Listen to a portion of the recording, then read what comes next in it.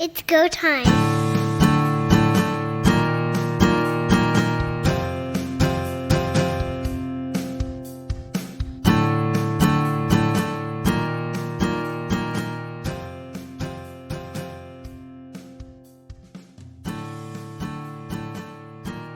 Welcome everyone to Third Down Gamble. I'm Don Charbon along with Heath Graham, and we're feeling a little dejected. Wait a minute. No, I meant ejected. And that's where we're going to start tonight's show with an ejection and a non-ejection for a similar act on the field. Going back to the game between Toronto and Montreal, Montreal receiver Austin Mack is tossed, Ben Major's actual words, for punching Argonauts defensive back Quantez Stiggers in the grill. We go to Saturday late. Calgary receiver Reggie Begelton punches Elks defensive back Ed Gainey late in the third quarter in the grill. But this time he's not ejected. Was there anything that I'm not seeing that tells me one should have been, one should not? Or what have we got here? What we saw was some inconsistency of officiating crews more than anything. Very similar situations, and in my opinion, should have both been ejections. I'm not sure what they saw in that Calgary-Edmonton game that warranted Begelton staying in, but when you've got the top receiver in the league in Austin Mack being thrown out early in the game with the Montreal Alouettes and Toronto Argonauts, that indicates that there should be no hesitation in throwing out Reggie Begelton in the game later on for a similar act. Interestingly, the league had sent out a docket, a memo, we'll call it that, where they were telling the teams and informing them as best they could that there was going to be a stricter policy in terms of after the whistle activities, especially when it comes to verbal intimidation, but also in terms of physical altercations. Now, in my books, did Justin McInnes maybe not see enough of the play to warrant the ejection of Reggie Begelton? Or was it a case where they went to the booth and the booth saw it differently between the two games? I heard the name Al, which means Al Bradbury. I guess this boils down to what is the booth's authority and can they make those decisions to eject? And I'm sure a lot of this stems from what happened Labor Day weekend between Winnipeg and Saskatchewan. It wasn't a punch thrown, it was a headbutt. But there has been a lot of talk about how Pete Robertson should have been tossed from that game and wasn't. So you got to see a bit of a crackdown with Austin Mack being tossed, but somehow there's a drop-off and Reggie Begelton stayed in. I don't know what the difference is. As I said, generally the league has shown a no tolerance to punches thrown. Did they determine that Begelton's was more of a slap than a punch? And what difference does that make? And I am not the person that can make that call. I'm not the one either. Between the two of us and our listening audience, sometimes we see everything, sometimes we don't. Officials, no different. So if you look at the situation in the Montreal-Toronto game, when Mack hits Stiggers, there is nobody around them, really. It happens in front of the Argonauts bench.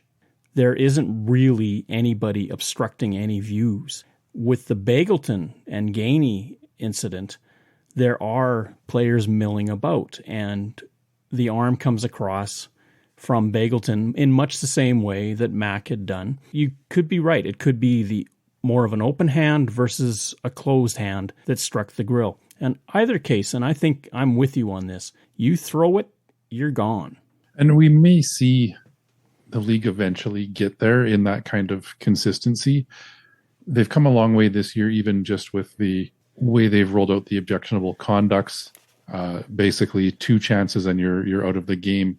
But when there's that kind of, I guess, aggressive after the whistle play, this is something that needs to be consistent. And perhaps this offseason, it is something that will be discussed with the Board of Governors, with all teams, with players, the Players Association, and everybody to get a clear understanding that this is consistently how we're going to call this. If that is the case, then they need to be very firm in their definition of whether it matters. It shouldn't matter if it's an open hand or closed hand. If it's thrown in a punch-like manner or something, however they decide to word it, should lead to an automatic ejection. When you coil your arm, basically bring your elbow back, and then launch forward, I would consider that open hand, close hand a punch. And that's where you and I agree. Where the CFL and any football league would probably be having trouble with this is that you've got human beings making assessments. It is Al Bradbury in both circumstances in the booth. Did he have a clear view? Maybe the camera didn't have it as clear as what we saw with Austin Mack. Bagleton, in my world, probably was very fortunate that he was still playing football in the fourth quarter of that football game in Edmonton. Austin Mack, of course, is out in the first quarter, and that does hamper the Alouettes. If you say, well, they're mitigating because of the prominence of the player and what it could impact on the team, well, you can say right away that Mack got tossed, so what does that matter? There's no bias in this. I think it's just down to human interpretation, and that can move the needle just a little bit. Even with a myriad of edicts trying to define everything, there is always that gray area. Yeah, as I said, the caliber of player that Austin Mack is and their willingness to eject him so early in the game shows that that status shouldn't matter. And in that instance, it certainly didn't. Austin Mack is also a first-year player versus Reggie Bagleton being a veteran of the league. So I don't know if that means they gave Reggie a little bit more leeway there and let him get away with one. But consistency, all that coaches and players ask for is consistency. And that goes to any sport. Baseball, they want a consistent strike zone. Hockey, they don't want to have what's a penalty in the first period not be a penalty in the third period. You're always looking for consistency. And in this case, they were perhaps consistent in each individual game, but they lack that consistency across all four games that happened on the weekend. That's a fair assessment to a point. What I will come back with just a little bit is that at least Bagleton got hit with 15, which is a major foul. You have to hit a certain benchmark. I'm not always clear on what that is to be ejected from a football game. Now, clearly between him and Mack hit that threshold. Maybe Bagleton didn't. And again, it could come down to who saw what and what camera angle showed whatever happened the best. We move forward, and in that way we move backward. The Saskatchewan Roughriders, and we'll get to this in second down as to what happened in the game, but first and foremost, for the fourth time in a row, the Saskatchewan Roughriders have gone to the Banjo Bowl and had their doors blown off by the Winnipeg Blue Bombers. Just recounting the scores, in 2019, 31-10 Winnipeg. In 2021, 33-9 Winnipeg. In 2022, 54-10 Winnipeg. And in 2023, 51-6 Winnipeg. Two constants through all this. Mike O'Shea was coaching the Blue Bombers. Craig Dickinson was coaching the Rough Riders. Embarrassing to have this happen every time you go to the Banjo Bowl if you're the Saskatchewan Rough Riders? It has to start eating at you for sure. And especially since it's all under the tutelage of the same coach, you start to question what is going on. Winnipeg traditionally over the last several seasons has been a very tough out at home. Their home record has been phenomenal. They've had seasons where they've gone completely undefeated, or certainly a 7-2 or 8-1 home record. So there is a huge home field advantage at IG Field for the Bombers. And if you look at their home games this year, they lost big to the BC Lions, and then all of their wins have been by, I believe, 11 points and up, and are averaging somewhere around 25, 26 points per game as a home win. The Labor Day weekend game in Saskatchewan, Winnipeg struggled. Jake Dolagala played a very solid game, and we saw the reverse this time around. I think Dolagala struggled a little bit, and we'll start to dissect that game a little bit later as well. But perhaps that third string quarterback in a hostile environment started to catch up to the Riders a bit. It does happen that a team will struggle in certain games. What my question is, why is it that the Rough Riders, under the Dickinson tutelage, go into Winnipeg and basically lay an egg? It's ridiculous in some senses, because haven't you learned anything in the previous trips that's going to tell you something about what's going to happen, how you prepare for it? In 2022, you can argue, okay, they had a norovirus running through the Rough Riders, and they were trying to airlift and drive players in from anywhere just to make the roster happen. Even with that one-off, they still got beat worse this year without that issue. And my question is, what is going on? How do you not know that this is a potentiality, and what are you doing to prevent it? We've discussed a little bit about Craig Dickinson not being a hard-nosed coach and maybe not the greatest motivator. This starts to shine through in situations like this. You need to know that these Labor Day game and the Banjo Bowl game are going to be very emotional, very loud, very energetic. And you need to be up for both of these games.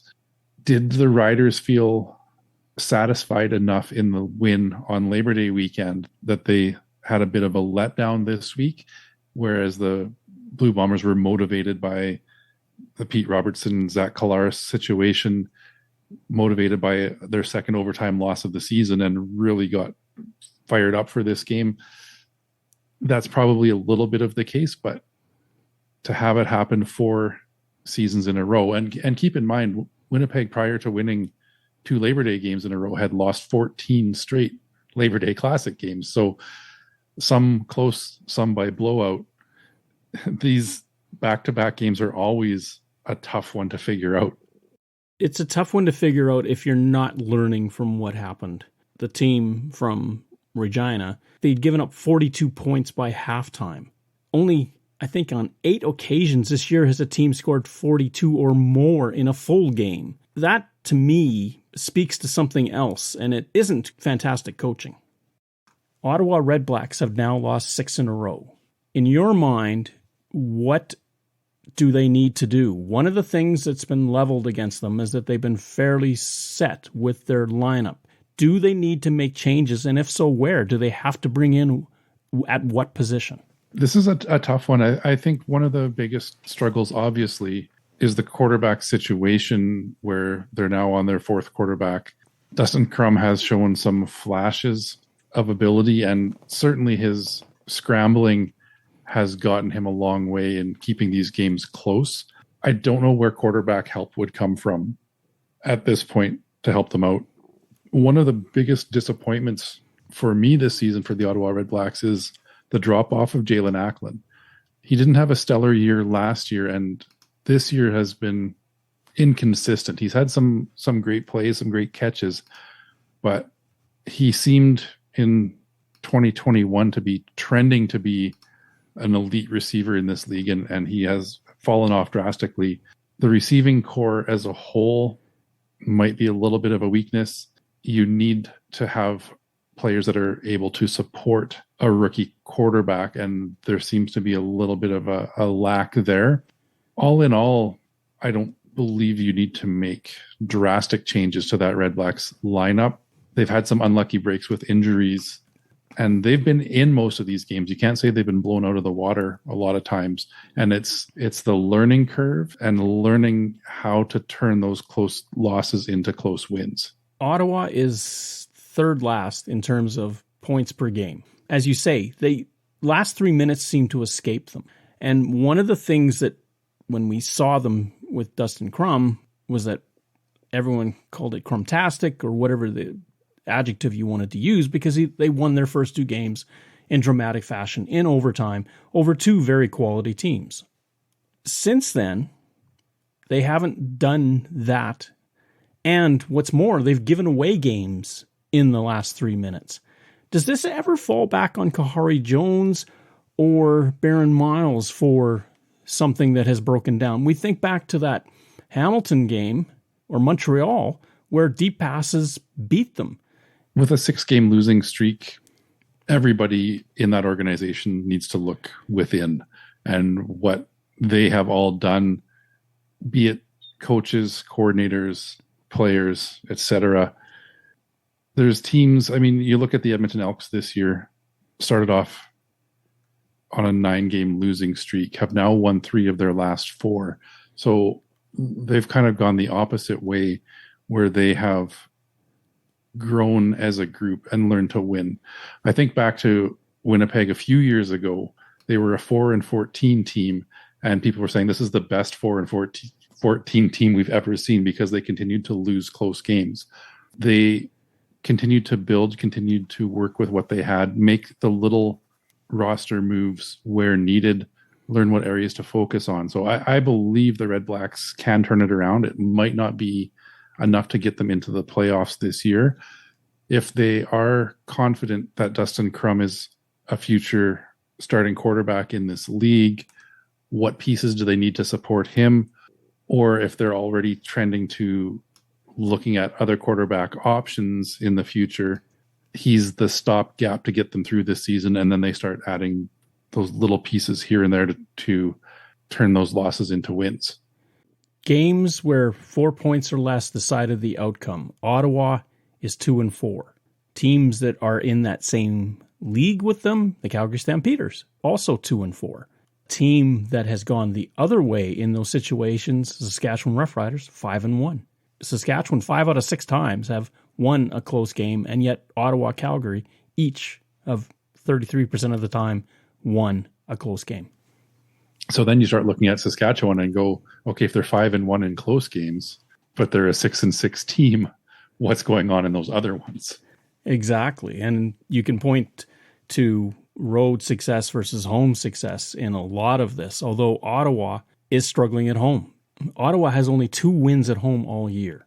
You can't do it without winning at home. The typical sort of axiom that most leagues run by is you win the majority of your games at home and then try to go 50-50 on the road, and you're going to have a playoff team. Exactly. And the other interesting thing we talked about, of course, Edmonton's long home losing streak that has finally ended. Ottawa had a 14-game home losing streak going into that one win. And if you look at their home record over the last couple of seasons, it's not much better than Edmonton. So something that they have to figure out is what's going on at home. The fan support is there. Ottawa has some very passionate fans, and they get consistently decent crowds. So it's not the lack of care from the community.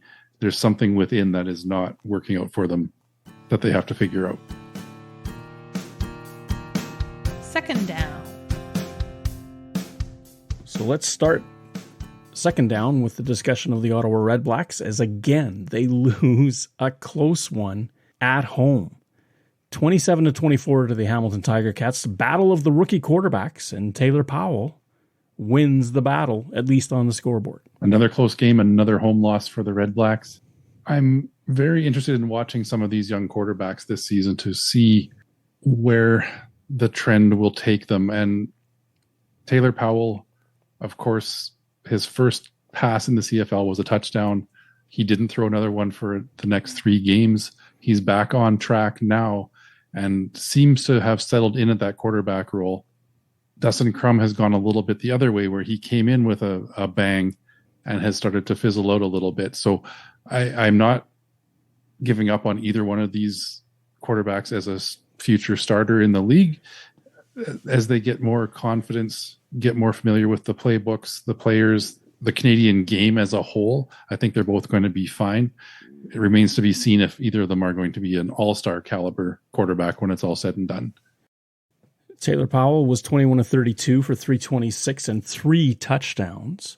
On the other side, Dustin Crum, 17-26 and an interception to add to his stat total. Hamilton scores the go-ahead touchdown with just over or just around 3 minutes to go in the football game. Ottawa has chances to do something about it. All they need is a field goal to tie, and yet they're unable to make it happen. In those circumstances, when the game is on the line and you've got a rookie quarterback, what role does the offensive coordinator, Kahari Jones in this case, have to make sure that they can get down the field? He plays a big part. Kahari Jones was a quarterback in this league for a long time. He's now been a coach and a coordinator for several seasons. He needs to make sure that what he's asking is in the capabilities and the comfort zone that Dustin Crum feels he has the confidence to lead this team to victory. The Huge comeback against Winnipeg. They did a little bit of everything, but mostly it was fueled by the running and scrambling ability of Dustin Crum.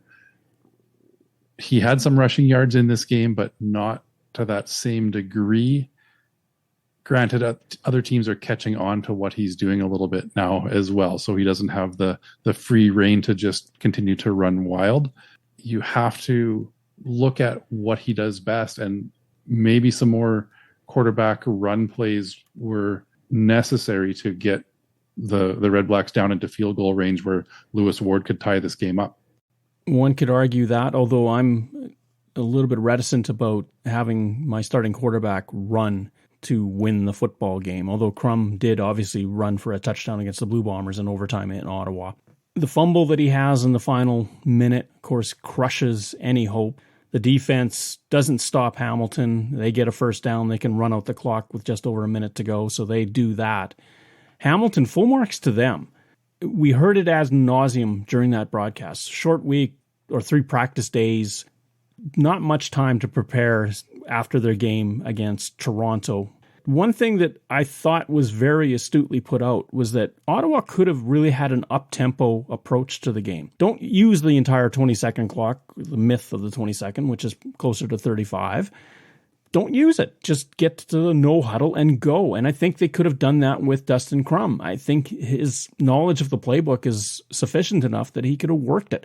Keep that defense hustling all the time. Wear them down a little bit. That's a good point, and especially with Ottawa coming off the bye, that was the other side of the coin. Was you've got Hamilton on 3 days rest. You've got Ottawa coming off of a bye week where everybody should be well rested, healed, and full of energy. Push the tempo, see what happens. That's a great coaching strategy that Bob Dice and company did not implement to really force the Tiger Cats into quick decisions. It also affects substitutions if you start running plays quickly. It prevents the Tiger Cats defense from getting the subs in and getting the lineup that they want on the field and the formations. If you start pushing tempo, those mistakes on defense start to show and opportunities will pop up for the Red Blacks to get more points on the board. Without it being designated as such, this was a playoff game. The loser was going to be now really up against it. In this case, Hamilton wins. Teams in the West are looking across saying, crossover, now we've got another win that we've got to get out of the last 6 weeks. Absolutely. And not only that, but even just between Ottawa and Hamilton, the Tiger Cats now win the season series. So they have the tiebreaker. Being 2 wins ahead of Ottawa now means Ottawa needs to win 3 more games than Hamilton to pass them down the stretch. A tall task, especially when you're now sitting on a 6-game losing streak. Saturday was the first triple header of the CFL season. It started in Toronto at BMO Field, where the Montreal Alouettes go into Toronto, start all right, get a touchdown on their opening drive, find themselves down 20-7 at the end of the first quarter, and the Alouettes only muster 3 more points the rest of the night. The Argos add another 19 and win going away 39-10. One comment that I read on, what do you call a tweet nowadays? Is it an expleet or a... Anyway, Alouettes Flight Deck, who are, of course, are champions of the Montreal Alouettes and really do a great job on their podcast, but they said the one thing that the Alouettes could have done in their halftime adjustments was pack their bags and just leave. That may be a fair assessment in this one. Cody Fajardo, again, an accurate day, 21 for 24, but only 236 yards, 1 touchdown. We're seeing some of that inability to push the ball down the field really hindered the Alouettes. The rushing game that we were high on last week with William Stanback having seemingly a bounce back this week, 2 carries for 6 yards. Second leading rusher behind Walter Fletcher, who was 5 carries for 10 yards. That Toronto defense shut them down in this game, and that was a big factor. And you can't take away from what Chad Kelly and that offense did for Toronto as well. But this one was spanking and a very solid defensive effort by the Argonauts. Both quarterbacks complete 21 passes. Kelly is 21 of 28. He throws for 278, so another half the field further with his completions.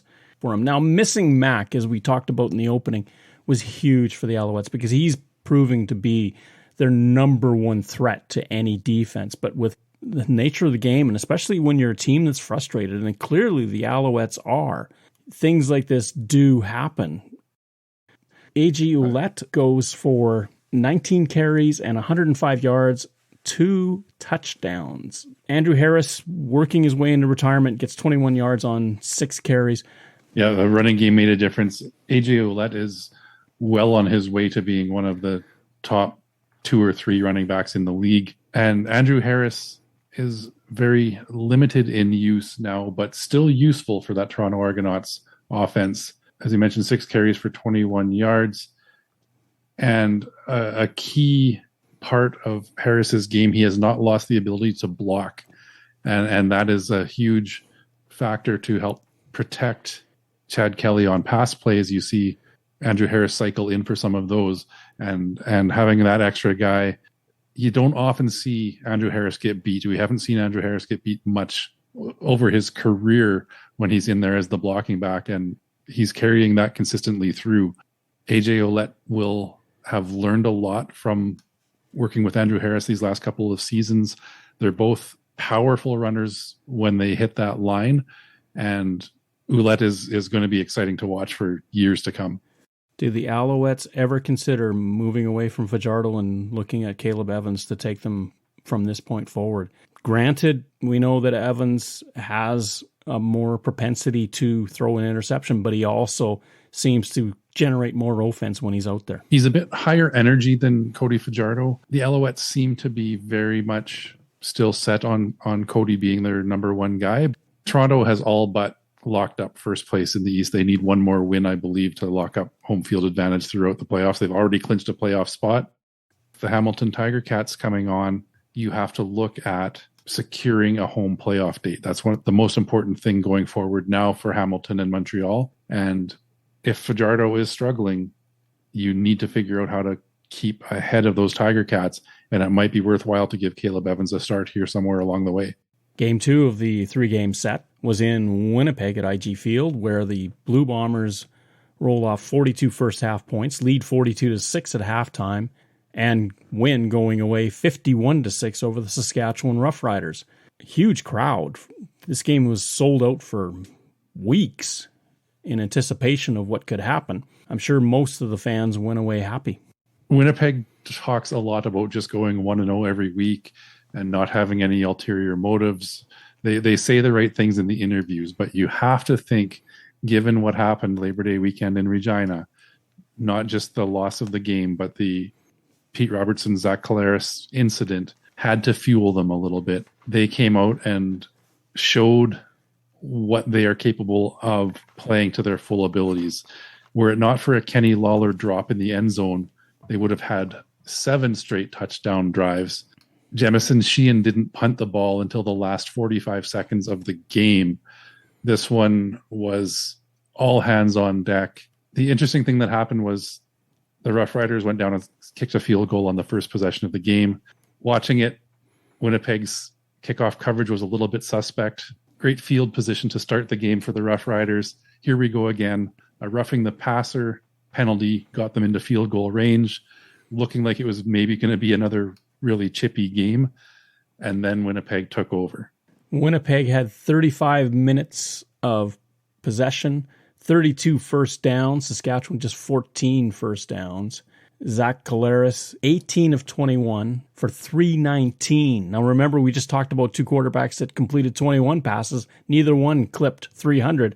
Here's a guy that throws 18 and gets 319 yards and, of course, 5 touchdowns. And as you alluded to, had that ball not been dropped by Kenny Lawler, the Blue Bombers would have likely scored touchdowns in their first 6 possessions. It was.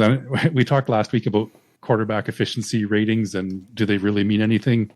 Zach Collaros had the perfect QB rating in this one, and you certainly can't argue with that. Brady Oliveira's total offensive yards were more than the Rough Riders combined total offensive yards.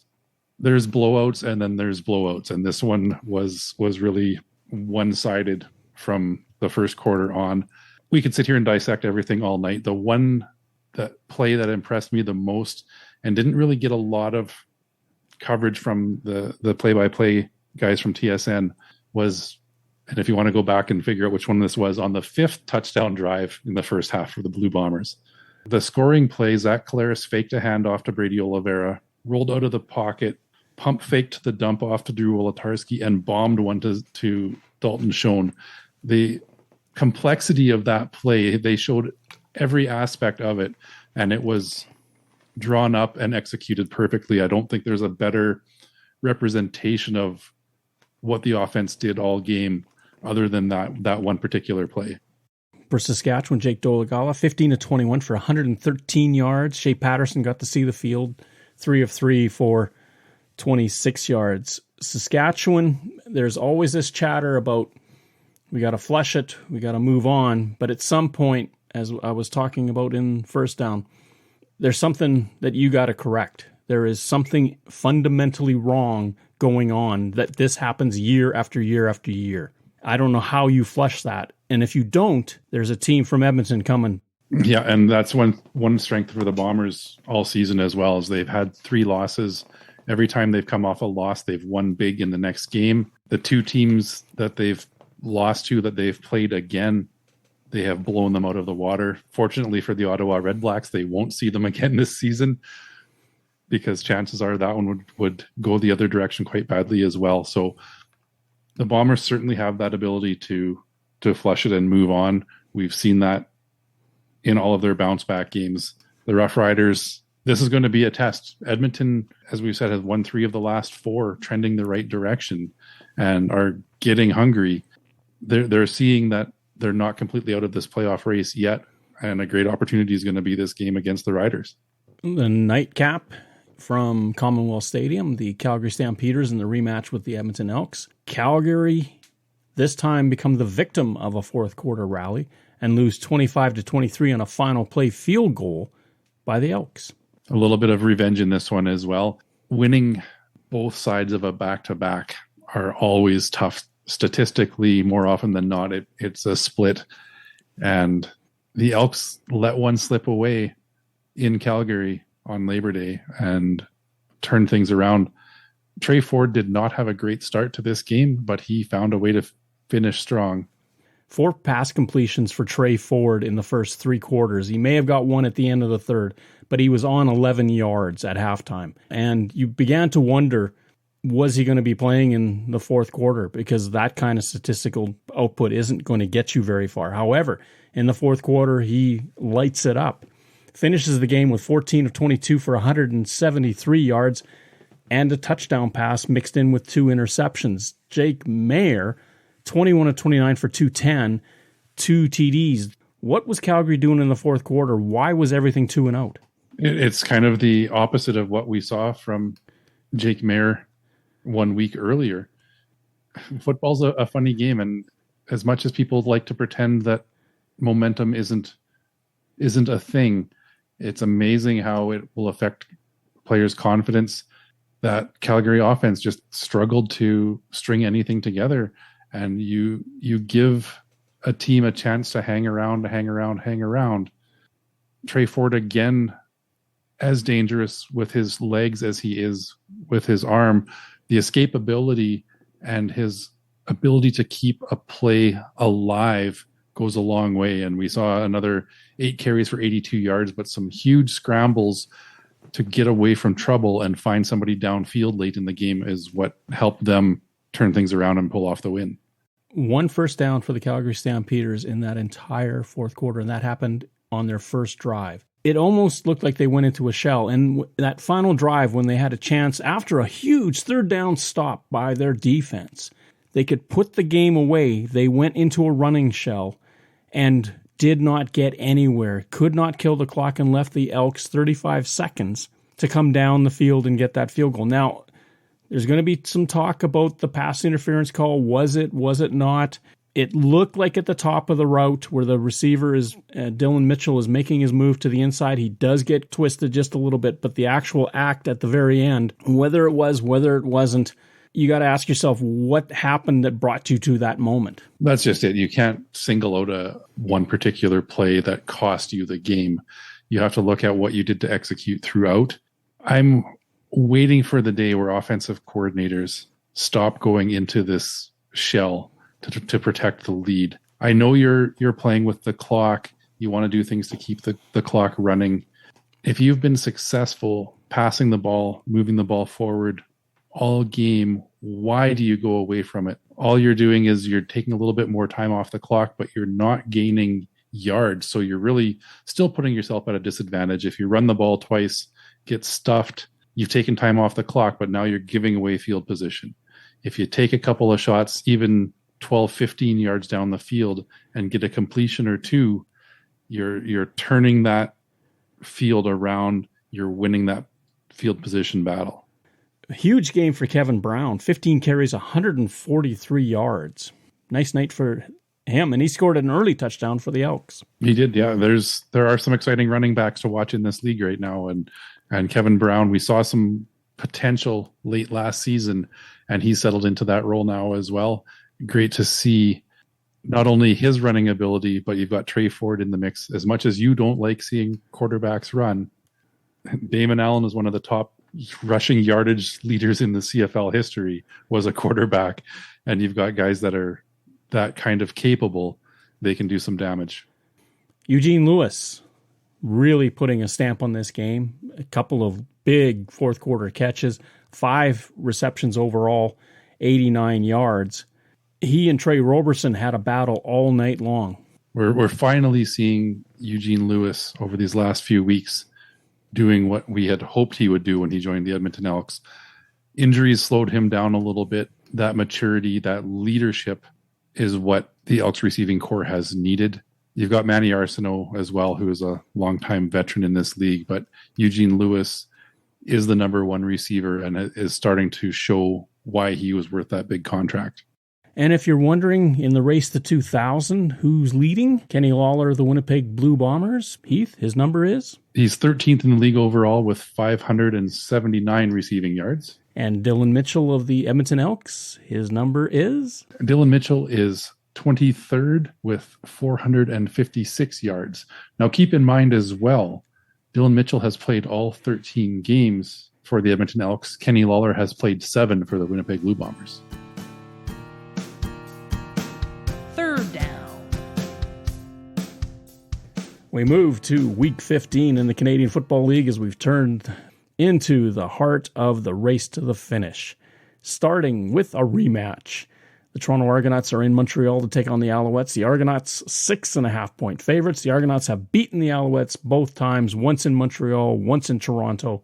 Is there any way that Montreal wins other than maybe shaking things up and starting Caleb Evans? I think Toronto wins this one. I'm going to give Montreal the ability to beat the spread at home. I think it's going to be a little bit closer. To do that, that offense needs to wake up. The Toronto defense has been really, really solid. I expect the Alouettes to be better than they were in Toronto, but not pulling out the victory. So Toronto to win, Alouettes to beat the spread. Darnell Sankey is now an Alouette. Of course, he was an outstanding linebacker with the Stampeders and the Rough Riders. Tried the XFL, is back up north. Does he have an impact? And if so, what? I don't know how much they're going to be able to get him into the mix and get him up to speed. It's going to be less than a week to get in there. I expect he will play.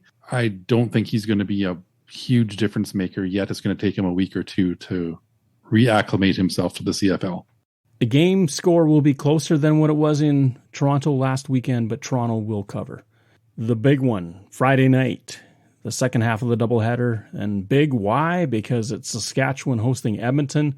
This is massive for the Edmonton Elks. We talked weeks ago, and they took 3 out of the 4 that we said if they.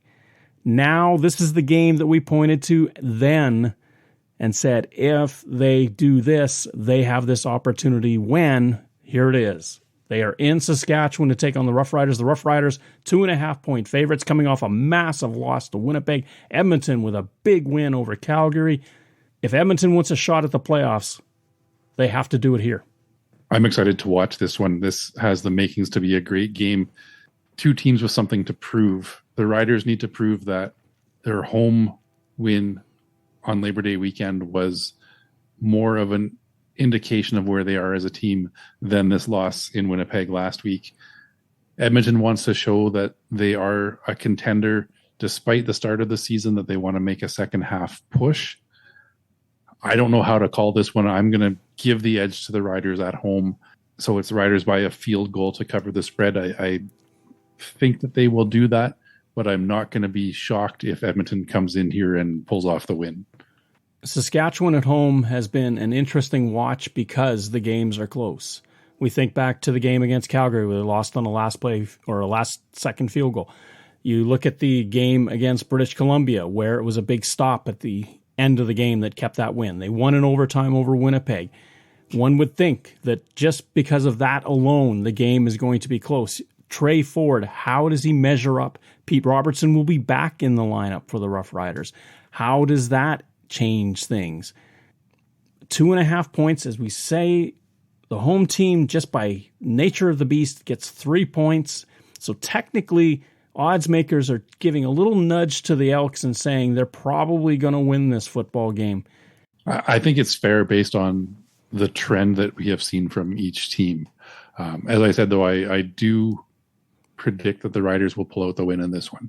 I'm going to go the other way, and I'm going to take the Elks just because the Rough Riders haven't faced Trey Ford before. And at 2.5 points, that's not much to give. I'm not saying that Edmonton will win. Now go to the doubleheader on Saturday, and we start at Tim Hortons Field in Hamilton, where the Tiger Cats, coming off a big win, face the Winnipeg Blue Bombers, who have been middling at best on the road this year. The Bombers still are 6.5 point favorites heading into Hamilton. Matthew Schultz may be getting pretty close to being ready. Does that change anything? I don't think it does. 6.5 is a reasonable spread in this one. Winnipeg doesn't win by leaps and bounds on the road like they do at home. If we remember back to last season, their worst loss of the season was in Hamilton. Dane Evans had the game of the season for himself and lit up the Blue Bombers in Hamilton. I don't think that the Ticats are going to pull off the win.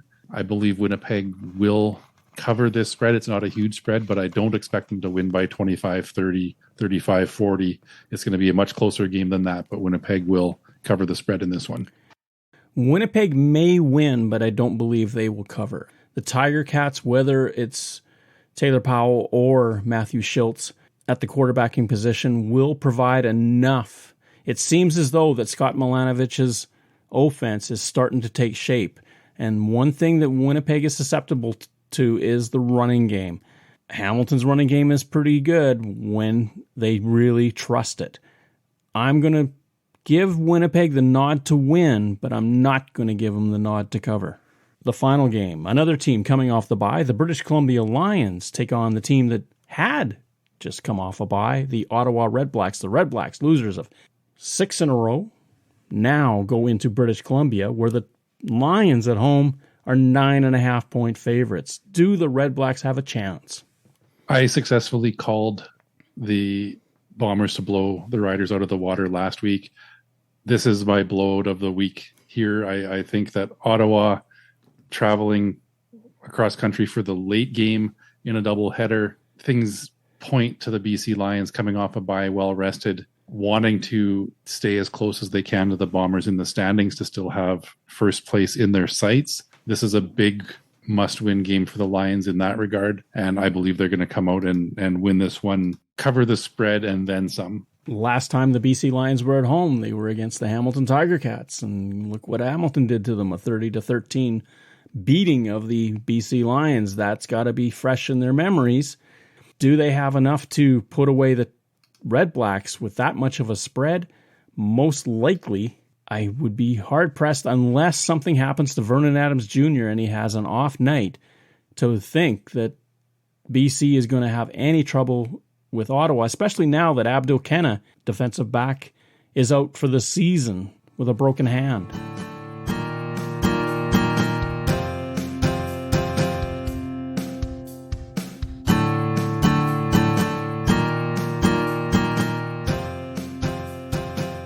Thank you for listening to our show. Third Down Gamble is hosted on Podbean and can be found on Apple Podcasts, Google Podcasts, and Spotify. Follow us on Twitter at Third Down Gamble. Join us again at the Third Down Gamble podcast. Audio worth watching.